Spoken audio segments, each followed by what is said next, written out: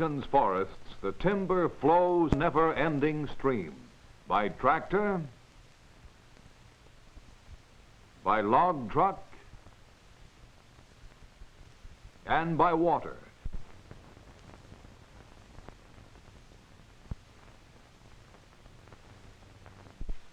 Down to the mills on river and harbor.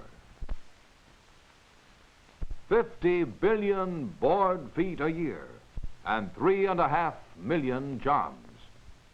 To create the nation's newspapers and books, its furniture and fuel, and to build the nation's homes, and to produce its lead pencils and baseball bats, its charcoal and wood alcohol, its telegraph poles, turpentine and explosives, its celluloids, barrel staves, phonograph records and wallpaper, and 1,000 other products indispensable to our daily lives. But there is another product which many people do not realize depends upon the forest, and which is more valuable to man than all the timber and its byproducts, or even those 3.5 million jobs. This is water. Most of the world's water is stored in the oceans. Here, great quantities evaporate and are carried over the land by air currents. As these currents move across the country, they strike high mountain ranges. This forces the air upward, cooling it until it condenses, first as cloud, and then upon further cooling as rain or snow.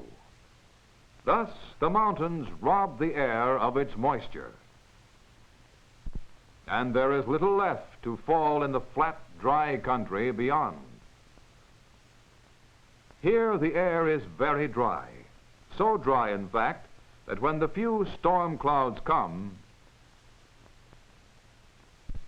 the rain may evaporate even as it falls, as we see here, and not one drop may ever reach the parched and thirsty ground. So life in this area must depend on water coming down from the mountain forest above. However, nature first must prepare the mountains to store the water and regulate its flow. The trees and forest plants play their part, for they protect the soil from freezing, and they shade the snow against melting. Thus, the water from the slowly melting snow may sink into the ground and there be stored. Each tree and forest plant fills the soil with a mat of roots, which ties the soil together. When the trees die, they leave the soil filled with a maze of absorbent, rotting roots and passageways, which quickly carry the water downward. Here it may spread for many miles underground, filling the soil to a level called the water table, a great underground ocean of fresh water, a huge natural reservoir supplying moisture and life to the land above it. Some of it breaks out again in springs that join to form the rivers, the arteries of life born of the forest. Those arteries carry life to the farms on 21 million acres of irrigated land in the West. Many million acres more could multiply their crops if they had enough water. Much of the country's electric power and light comes from the flowing waters of the forest. Many factories could not run an hour without a steady supply of clean, cold water.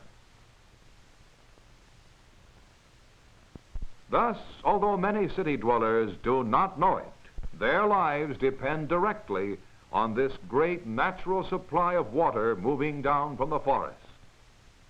Fresh water and timber, two of the forest's gifts to mankind. But there is a third gift, not a material one, yet perhaps of equal importance. For within the 200 million acres of national forests and parks are preserved our last great areas of wilderness, a heritage for all the people.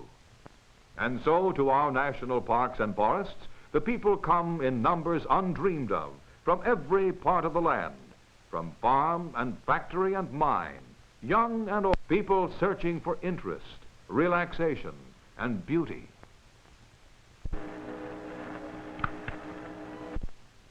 beauty of flower, beauty of leaf and tree, beauty of color, and space,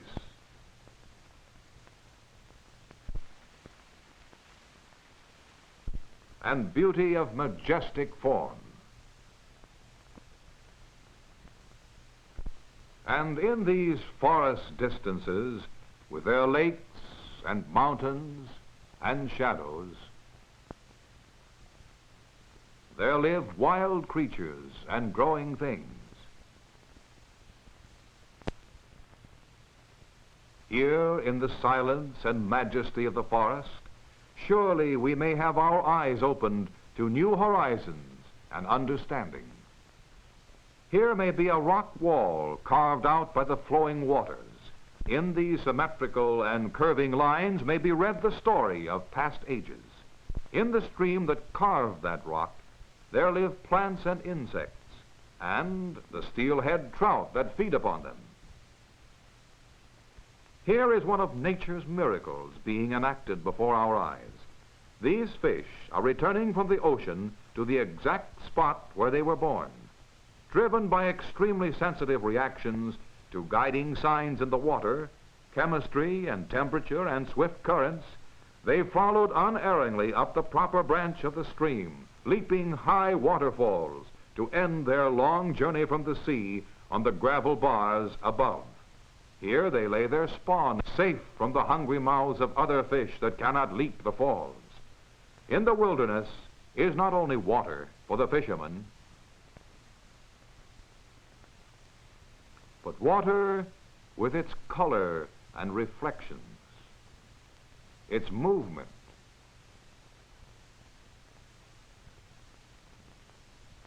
its stillness, and the many living creatures that come to it. Following the headwater trail, we meet wild creatures in their homes, and from them learn a new lesson. The long-lipped goose is adapted to feeding on water plants in ponds made by the beaver. Here the elk take grass in meadows and browse on trees and bushes. Still higher on the ridges, the bighorn sheep feed on bushes and mountain grasses not chosen by other animals. Thus, each creature, great or small, can share the forest bounty. So nature gives to man the forest, drawing its elements from the universe, its energy from the sunlight, and building them into life, pouring out its richness in a never-ending stream for man to use. Of timber and water,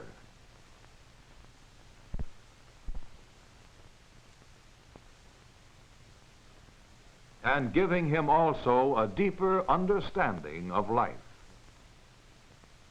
Man may draw life from this stream for all time, or he may destroy the forest, and with it destroy himself. The choice is one of the good management or the bad management of his indispensable servant, the living forest.